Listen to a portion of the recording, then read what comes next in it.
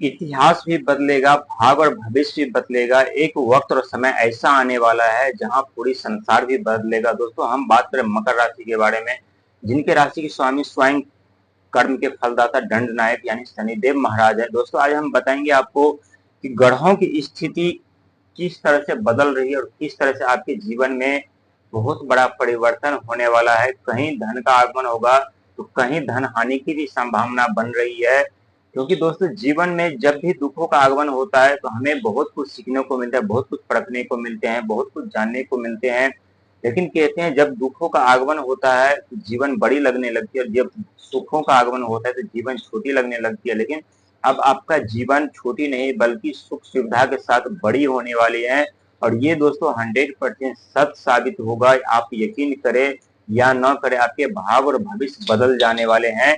और कुछ ऐसे ही घटना स्थिति इस ग्रह आपके कुंडली में होने जा रहा है, जहां एक तरफ केतु महाराज, एक तरफ राहु महाराज, एक तरफ शनि महाराज, एक तरफ राहु महाराज, यानी चारों ग्रह की स्थिति क्या जीवन में सफलता दिलाएंगे या फिर से शनि के साढ़े साथी जैसा दुख दर्द पीड़ाओं का सामना कराएंगे। दोस्तों हर एक व्यक्ति अपने जीवन में समस्या से दुख दर्द से बाहर निकलना चाहते हैं, लेकिन जब ग्रहों की अशुभ दृष्टि पड़ जाती है हमारे ऊपर तो हम चाहकर भी लाख प्लानिंग कर लेते हैं, कोशिश प्रयास कर लेते हैं, लेकिन फिर भी हम उस संकट समस्या से नहीं निकल पाते। लेकिन यानी 8वें घर में केतु महाराज अभी विराजमान है, जो कि 8वां घर होता है गुप्त धन का, होता है गुप्त शत्रु का होता है, गुप्त रहस्य का होता है, गुप्त धर्म का होता है, गुप्त मार्ग का होता है।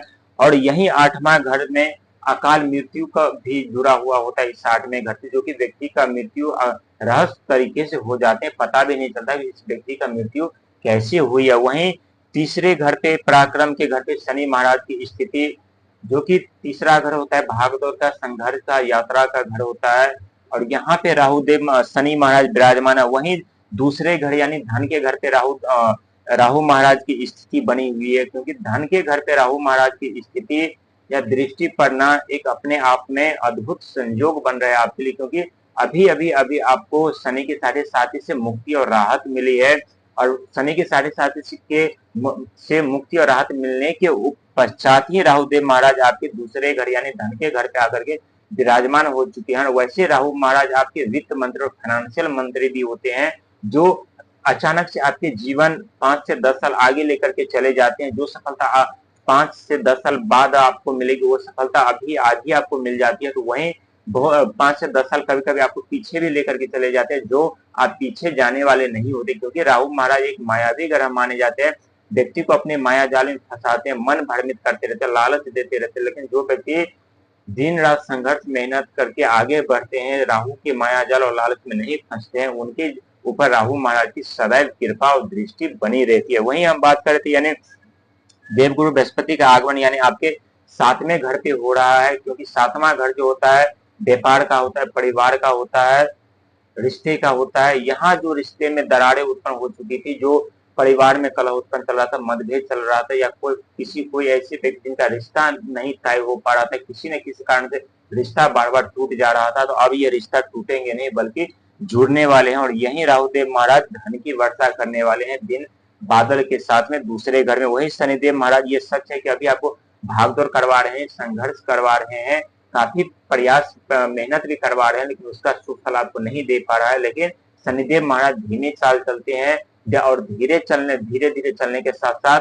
देरी से ही सही लेकिन उस सही मार्ग पर ले जाते, सही रास्ते पर लेकर के जाते हैं। और ठीक आपके साथ ऐसा ही हो रहा है। वही केतु का 8वें घर पे दृष्टि, क्योंकि केतु सेवा, सत्कार, रोग, ऋण, दया, धर्म, लोभ, मोह के कारक माने जाते हैं। दोस्तों ब्रह्मांड में हर एक ग्रह हमारा साथ छोड़ देते, लेकिन केतु हमारा साथ कभी नहीं छोड़ता। ये सत्य है कि केतु हमसे संघर्ष मेहनत करवाते हैं, लेकिन उसका शुभ परिणाम, शुभ फल हमें नहीं दे पाते।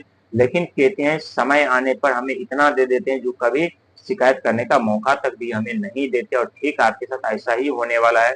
जो शनि के साढ़े साथी के दौरान जो आप गवा चुके थे, जो खो चुके थे, जो आपका नुकसान हुआ था, उसका अब यही ग्रह मिल करके उसका भरपाई करने वाले हैं। और ये 100% सच साबित होने वाला है, क्योंकि सबसे जो अभी तहलका मचाने वाला है यानी आपके 7वें घर में आकर के देवगुरु बृहस्पति, क्योंकि दोस्तों देवगुरु बृहस्पति की दृष्टि गंगा जल की तरह शुद्ध और पवित्र होते हैं। यदि किसी भी घर में अशुभ या अपवित्र वो घर है, तो वहां पे यदि देव गुरु बृहस्पति की दृष्टि पड़ जाते हैं, वो घर शुभ और पवित्र हो जाते हैं और वहां पे व्यक्ति अपने जीवन में आगे बढ़ते हैं और वहां से एक नई जीवन का शुरुआत और आरंभ होता है। ठीक वैसी आपके साथ हो रहा है। यहाँ जो 8वां घर था, यहाँ पे एक्सीडेंट होने का चांस, चोट लगने का चांस, गुप्त तरीके से धन हानि का जो भय बन रहा था, जो नुकसान उठाना पड़ रहा था, उस पर अब पूर्ण विराम लगने वाला है, क्योंकि देव बृहस्पति के पास